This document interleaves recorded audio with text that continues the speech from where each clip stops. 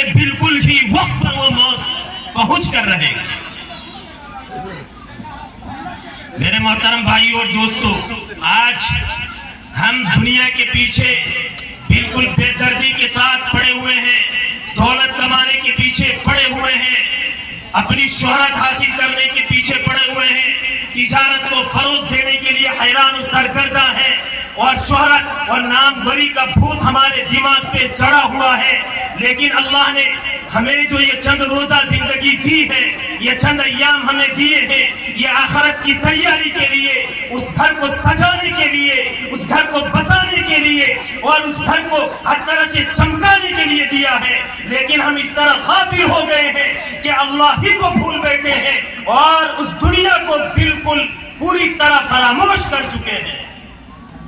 میرے محترم بھائیو اور دوستو، جب کسی انسان کا انتقال ہوتا ہے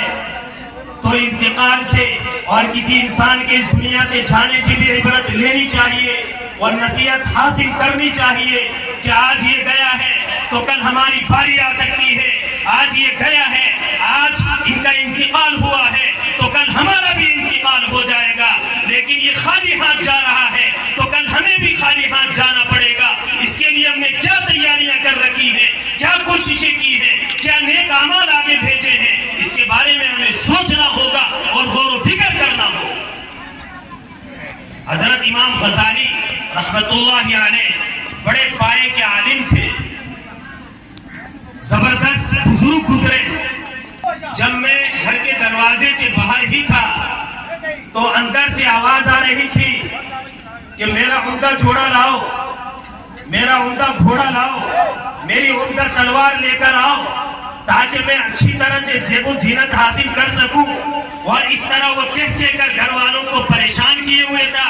حضرت امام غزالی رحمت اللہ علیہ فرماتے ہیں کہ جب میں دروازے سے اندر داخل ہوا تو میں نے اپنے دوست سے پوچھا کہ میرے دوست تو یہ بتا کہ اس وقت عمدہ گھوڑے کی کیا ضرورت ہے، اس وقت عمدہ لباس اور اچھے لباس زیب تن کرنے کی کیا ضرورت ہے، اس وقت اچھی تلوار کی کیا ضرورت ہے۔ وہ دوست کہنے لگا کہ حضرت بات ایسی ہے کہ بادشاہ وقت نے اور خلیفہ وقت نے مجھے دعوت نامہ بھیجا ہے اور مجھے ان کے پاس جانا ہے اور ان کی مجلس میں مجھے شرکت کرنی ہے۔ میں اس لیے عمدہ جوڑے منگا رہا ہوں، عمدہ لباس منگا رہا ہوں تاکہ اچھی طرح سے زیب و زینت حاصل کر سکوں، خوبصورتی حاصل کر سکوں کہ بادشاہ کے دربار میں جب میں پہنچوں تو میرا ایک اچھا مقام ہو، میرا ایک اچھا مرتبہ ہو اور لوگ میری عزت کریں اور بادشاہ کے سامنے میرا وقار اور میرا دبدبہ قائم رہے۔ میں اس لیے یہ چیزیں کر رہا ہوں۔ حضرت امام غزالی رحمت اللہ علیہ بڑے بزرگ تھے، پارسا اور اللہ کے نیک تھے، ہر وقت آخرت کی فکر سوار رہتی تھی۔ کہنے لگے دوست یہ تو بادشاہ وقت اور خلیفہ وقت کا دعوت نامہ آیا ہے، کل خلیفہ وقت کے مالک کا اور پروردگار کا دعوت نامہ آئے گا، تو اس کے لیے آپ نے کیا تیاری کر رکھی ہے؟ اے میرے دوست تو یہ سن کہ یہ خلیفہ وقت کا جو دعوت نامہ آیا ہے اس میں تبدیلی ہو سکتی ہے، یہ دعوت نامے کے اندر جو وقت لکھا ہے یہ آگے پیچھے ہو سکتا ہے، اور اس میں جو مضمون لکھا ہے اس میں ترمیم ہو سکتی ہے۔ مضمون کو آگے پیچھے کر کے یا تو اسے پورے طور پر ختم کیا جا سکتا ہے، لیکن اس مالک کا اور خلیفہ وقت کے مالک کا جب دعوت نامہ آئے گا تو میرے دوست یاد رکھ کہ وہ آگے پیچھے بالکل نہیں ہو سکتا۔ قرآن کہتا ہے اذا جاء اجلهم لا يستأخرون ساعة ولا يستقدمون۔ میرے دوست تو یہ بتا کہ کل خلیفہ وقت کا مالک جب تیرے پاس دعوت نامہ بھیجے گا تو نے اس کے لیے کیا تیاریاں کر رکھی ہیں، کیا کوششیں کی ہیں، کیا نیک اعمال کیے ہیں؟ ظاہر ہے کہ دوست سے پوچھنے کے بعد دوست کی طرف سے کوئی جواب نہیں بن پاتا۔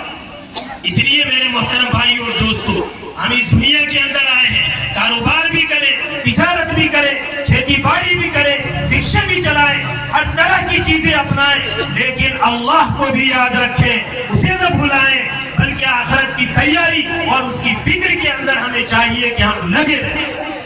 ورنہ یاد رکھیے کہ یہ جو قیمتی زندگی ملی، یہ جو جوانی ملی، یہ جو صحت و قوت ہمیں ملی ہے، یہ جو طاقت ہمیں ملی ہے، یاد رکھیے ان سب چیزوں کے بارے میں کل بارگاہ عزت میں اور اللہ رب العزت کے سامنے ہمیں جواب دینا ہوگا۔ اور اس دنیا کے اندر اگر ہم آئے ہیں تو ہمیں ایک مقصد اپنانا چاہیے، ہم ایک مقصد کے تحت آئے ہیں، ہم ایک لائحہ عمل تیار کرنے کے لیے آئے ہیں، ہم آخرت کو سدھارنے کے لیے آئے ہیں، ہم جنت کا راستہ دیکھنے کے لیے آئے ہیں۔ دنیا کے اندر بگاڑ کے لیے، فساد کے لیے، برائیوں کا ارتکاب کرنے کے لیے، شیطانی راستوں کو اپنانے کے لیے، ان کے اتباع کے لیے ہم اس دنیا کے اندر نہیں آئے۔ قرآن کہتا ہے وَمَا خَلَقْتُ الْجِنَّ وَالْإِنسَ إِلَّا لِيَعْبُدُونَ، کہ ہم نے جنات اور انسان کو اپنی عبادت کے لیے، بندگی کے لیے اور پرستش کے لیے پیدا کیا ہے، تو اسے چاہیے کہ وہ اس مقصد میں لگا رہے۔ اور اسی طرح ہر انسان کو چاہیے کہ اپنے مقصد کو اپنائے اور زندگی کا ایک گوشوارہ بنائے، ایک خاکہ بنائے۔ آپ دیکھیے کہ اگر کوئی آدمی تجارت کی لائن سے کام کر رہا ہے تو وہ تجارتی اعتبار سے گوشوارہ بناتا ہے، اگر کوئی آدمی کھیتی باڑی کرتا ہے تو اس کے اعتبار سے گوشوارہ اور ایک خاکہ بناتا ہے، اگر کوئی آدمی دکان پہ بیٹھتا ہے تو اس کے لیے وہ گوشوارہ اور ایک خاکہ بناتا ہے۔ ارے چھوٹی دکان والا اور پان کی دکان والا بھی ایک گوشوارہ بناتا ہے اور خاکہ بناتا ہے کہ میں جو اس دکان کے اندر پیسے خرچ کر رہا ہوں، اس دکان کے اوپر جو میں اپنی محنتیں لگا رہا ہوں، خون پسینے کر رہا ہوں، تو مجھے کتنا نفع مل رہا ہے اور مجھے کتنا نقصان پہنچ رہا ہے۔ آیا مجھے اس دکان سے نفع ہو رہا ہے یا نہیں ہو رہا؟ کچھ رقمیں میرے فائدے کے لیے بچ رہی ہے یا نہیں بچ رہی ہے؟ وہ دیکھتا ہے کہ رقمیں نہیں بچ رہی ہیں، پیسے نہیں بچ رہے ہیں، تو ظاہر ہے کہ دکان کر کے کوئی فائدہ نہیں ہے، چلو اس دھوکے کے بند کرو، اس دکان کو بند کر دو۔ چنانچہ دکان بند کر دی جاتی، پھر کوئی دوسرا ذریعہ معاش اختیار کیا جاتا ہے۔ اسی طرح کوئی کھیتی باڑی کے لائن سے کھیتی باڑی کر رہا ہے، ہل جوت رہا ہے، بیج بو رہا ہے، تو وہ ایک خاکہ بناتا ہے کہ پیداوار کتنی ہو رہی ہے، کتنے من پیداوار ہوئے،